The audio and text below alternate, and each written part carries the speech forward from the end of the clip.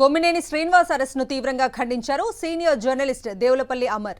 విశ్లేషకుడి మాటలను సాక్షి media ఖండించినప్పటికీ arrest చేశారన్నారు.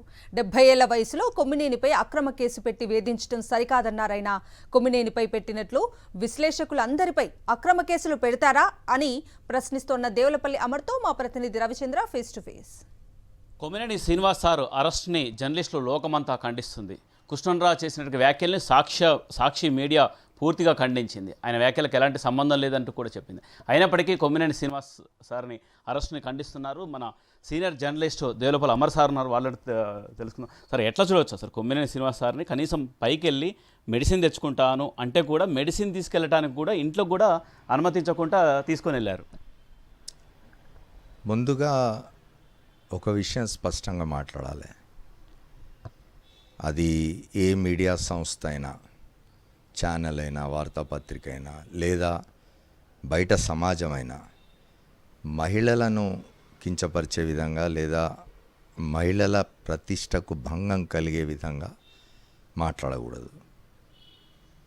అది చాలా స్పష్టం. రెండవది కొమ్మినేని శ్రీనివాసరావు గారి అరెస్ట్. ఆయన ఇవాళ కొత్తగా లైవ్ షోలు చేయడం లేదు. దాదాపు 18 సంవత్సరాలుగా ఆయన ఏ ఛానల్లో పనిచేసినా ఆ ఛానల్లో లైవ్ షోలు చేస్తూ ఉన్నారు.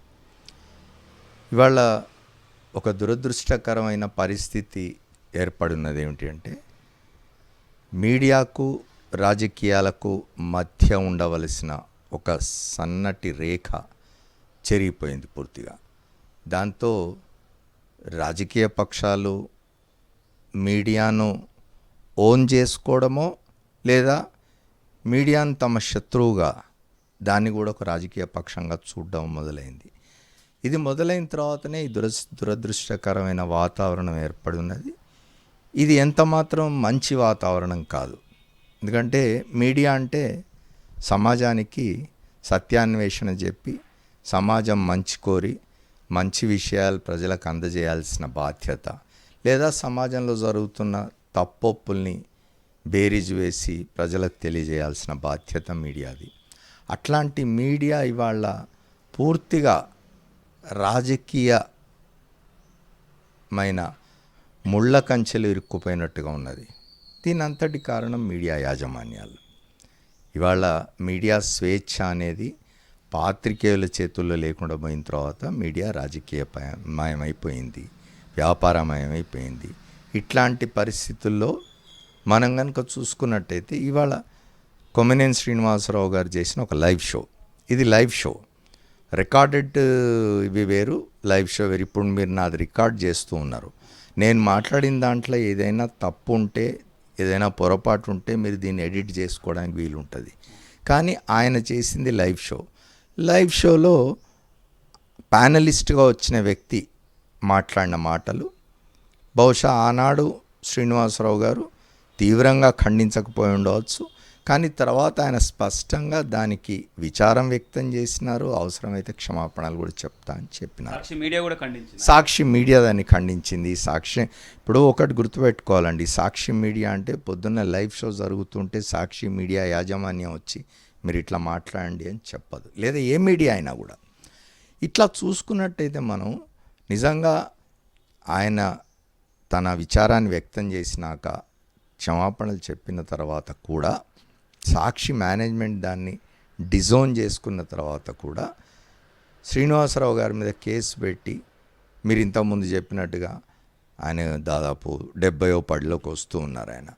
ఆయనను అనారోగ్యం ఉంటుంది ఈ వయసులో, అవసరమైన మందులు ఉంటాయి, అవి కూడా తీసుకొని ఇవ్వకుండా, బట్టలు సర్దుకొని ఇవ్వకుండా అరెస్ట్ చేసి తీసుకుపోవడం అంటే, ఆయనేం టెర్రరిస్ట్ కాదు, ఆయనేం దేశద్రోహం చేసిన వాడు కాదు, ఆయనేం పారిపోయే వ్యక్తి కూడా కాదు. ఆయన సమాజంలో ఒక గౌరవప్రదమైన పౌరుడిగా బ్రతుకుతున్నవాడు, ఒక జర్నలిజం అనే వృత్తిలో ఉన్నవాడు. ఆయన ఎక్కడుండేది అందరికీ తెలుసు. అట్లాంటి వ్యక్తిని ఒక దొంగను, టెర్రరిస్ట్ను, పారిపోయే వ్యక్తిలాగా పట్టుకుపోవడం సరైనది కాదు. రెండవది, ఇట్లాంటి వ్యాఖ్యానాలు వచ్చినప్పుడు తప్పనిసరిగా ప్రభుత్వాలు లేదా పౌర సమాజం దీని మీద తీవ్రంగా స్పందించాల్సిందే, కఠినమైన చర్యలు ఉండాల్సిందే. కానీ సెలెక్టివ్గా ఉండకూడదు. కొద్దిమంది విషయంలోనే ఇది చేయడం. ఇప్పుడు ఇవాళ కనుక మీరు ఇది చూసినట్టయితే గత 5-6 సంవత్సరాల కాలంలో భారతదేశంలో కానీ తెలుగు రాష్ట్రాల్లో కానీ మీడియాలో ఈ టాక్ షోలు చేసేవాళ్ళు, లైవ్ షోలు చేసేవాళ్ళు ఎవరెవరు ఎటువంటి మాటలు మాట్లాడినారు, ఎటువంటి భాష ప్రయోగించినారు, వ్యక్తుల పట్ల, ముఖ్యంగా మహిళల పట్ల, రాజకీయాల్లో ఉన్న స్త్రీల పట్ల ఎంత అసభ్యకరంగా మాట్లాడినారనేది మనం కావాలంటే రికార్డ్స్ తీసి చూడొచ్చు. మరి వాళ్ళందరి మీద కూడా ఇవాళ శ్రీనివాసరావు గారి మీద పెట్టిన కేసు లాంటి కేసులు పెడతారా? పెట్టే అవకాశం ఉందా? అట్లా అయితే తప్పనిసరిగా మనం దాన్ని గౌరవించాల్సిందే, ఆహ్వానించాల్సిందే, అభినందించాల్సిందే. కానీ అట్లా జరగకుండా మన రాజకీయాలకు వ్యతిరేకంగా ఉన్నది కాబట్టి, మనకు ఈ చర్య వల్ల అనుకూలత ఉన్నది కాబట్టి ఈ పని చేస్తామనడం సరైనది కాదు. మీడియాలోనే కాదు, ఇవాళ స్త్రీలను కించపరిచే దాని మీద కదా జరుగుతున్నది. నిజానికి ఆ వృత్తి గురించి మాట్లాడడం అనేది అది కృష్ణరాజు చేసినటువంటి వ్యాఖ్యల్ని సాక్షి మీడియా ఖండించింది. కానీ కొన్ని ఛానళ్ళు, కొన్ని పేపర్లు వాటిని పదే పదే చూపించేసి ఎక్కువగా ప్రచారం చేసేసి ఈ విధంగా దీన్ని ఎట్లా చూడొచ్చు? నేను అంటున్నది అదే. ఇప్పుడు ఇదొక్కటే కాదు, అనేక సందర్భాల్లో స్త్రీలను ఉద్దేశించి అసభ్యకరంగా మాట్లాడుతున్న ఛానళ్ళు, లైవ్ షోలు జరిగినవి గతంలో. వాటన్నిటి మీద కూడా ఇట్లాంటి చర్యలు తీసుకుంటే తప్పనిసరిగా ప్రభుత్వం చేస్తున్నది మంచి పని, దాన్ని ఆహ్వానించాల్సిందే. మీడియాలో ఉన్న వాళ్ళే కాదు, రాజకీయాల్లో ఉన్న వాళ్ళు కూడా ఇటీవల కాలం నిన్నగాక మొన్న 2-3 రోజుల క్రితమే మీరు చూసినట్టయితే 2-3 రోజుల క్రితమే ఒక ప్రముఖ నటుడు ఒక రాజకీయ నాయకురాల్ని పట్టుకొని అది ఇది అని మాట్లాడినాడు. అంటే ఆ రాజకీయ నాయకురాలు ప్రతిపక్షంలో ఉన్నది కాబట్టి ఆమె గురించి అట్లా మాట్లాడితే పట్టించుకోవాల్సిన అవసరం లేదనుకుంటున్నారా? ఆయన మీద కూడా కేసు పెట్టాలి. ఇవాళ కొమ్మినేని శ్రీనివాసరావు గారు తన అనని మాటలు, తన షోలో ఎవరో మాట్లాడిన మాటలకి ఇవాళ ఆయన మీద కేసు పెట్టి ఆయన జైలుకు పంపుతూ ఉన్నప్పుడు, జైలుకు పంపుతారేమో నాకు తెలియదు అక్కడ ఏం జరుగుతుందో, ఆయన అరెస్ట్ చేసి తీసుకుపోయినారు ఇంతకుముందే.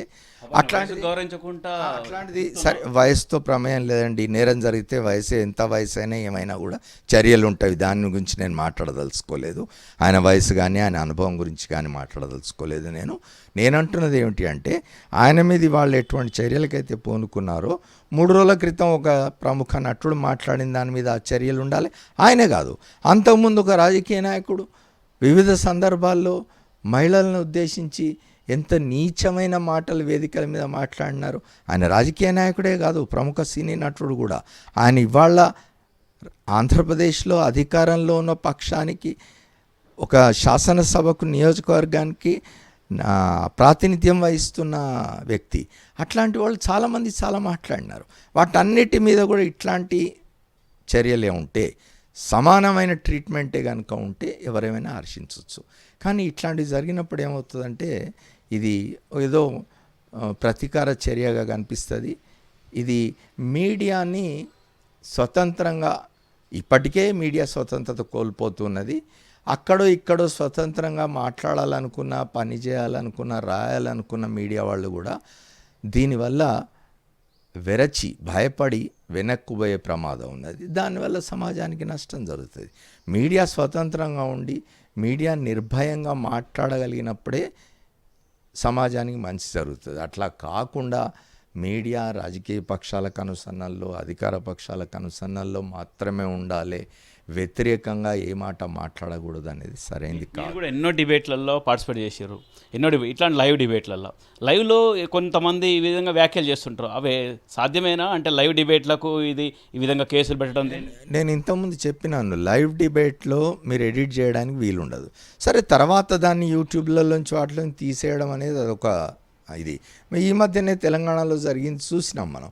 ఒక రికార్డెడ్ ఇది ప్రోగ్రాంలోంచి అభ్యంతరకరమైన మాటల్ని తొలగించకుండా దాన్ని ప్రసారం చేసినందుకు దానికి సంబంధించిన జర్నలిస్టులు 2 అరెస్ట్ అయ్యి జైలుకు పోయినారు. అప్పుడు మనం చెప్పినాం, ఇది రికార్డెడ్, ఇది మీరు తొలగించి ఉండవలసింది, తొలగించలేదని. ఇప్పుడు ఇక్కడ అవకాశం లేదు. అయిన తర్వాత కొమ్మినేని శ్రీనివాసరావు మళ్ళీ అదే షోలో దానికి సంబంధించి ఈరోజు ఉదయం కూడా మాట్లాడినట్టున్నారు ఆయన. నేను ఏనాడు మహిళల్ని కించపరిచే విధంగా వివరించలేదు, మాట్లాడలేదు, మాట్లాడను కూడా, నా తత్వం అది కాదు ఆయన అంత స్పష్టంగా చెప్పిన తర్వాత కూడా ఆయన మీద ఇట్లాంటి కేసులో అంటే ఇక్కడ ఏమవుతుందంటే ఇది అధికారంలో ఉన్న పక్షానికి వ్యతిరేకంగా ఉన్న మీడియా సంస్థలో ఆయన పనిచేస్తున్నాడు కాబట్టి ఈ చర్య జరిగింది అని అనుకునేందుకు ఆస్కారం కలిగించే విధంగా ఇవాళ పోలీస్ చర్యలు ఉన్నవి. పోలీసులు చేయగలిగింది ఏం లేదు, ఎవరో పెట్టిన కేసు ఎఫ్ఐఆర్ కట్టినారు, దాని ప్రకారం ప్రొసీజర్ ఫాలో అయ్యి చేస్తూ ఉండవచ్చు. కానీ ఇది సరైంది కాదు అని మాత్రం చెప్పగలను. తప్పనిసరిగా జర్నలిస్టులు అందరూ దీన్ని ఖండించాలి. రెండవది ఒక్క మాట చెప్పాలి, ఇదంతా జరుగుతున్న క్రమంలో రాష్ట్ర వ్యాప్తంగా ఇప్పుడే నేను శ్రీకాకుళం నుంచో మిత్రుడు పంపించినాడు, శ్రీకాకుళంలో సాక్షి కార్యాలయాన్ని ధ్వంసం చేసినారు పూర్తిగా.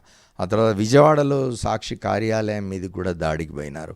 రాష్ట్రంలోని పలు ప్రాంతాల్లో సాక్షి కార్యాలయాల మీదకి దాడికి పోతున్నారు.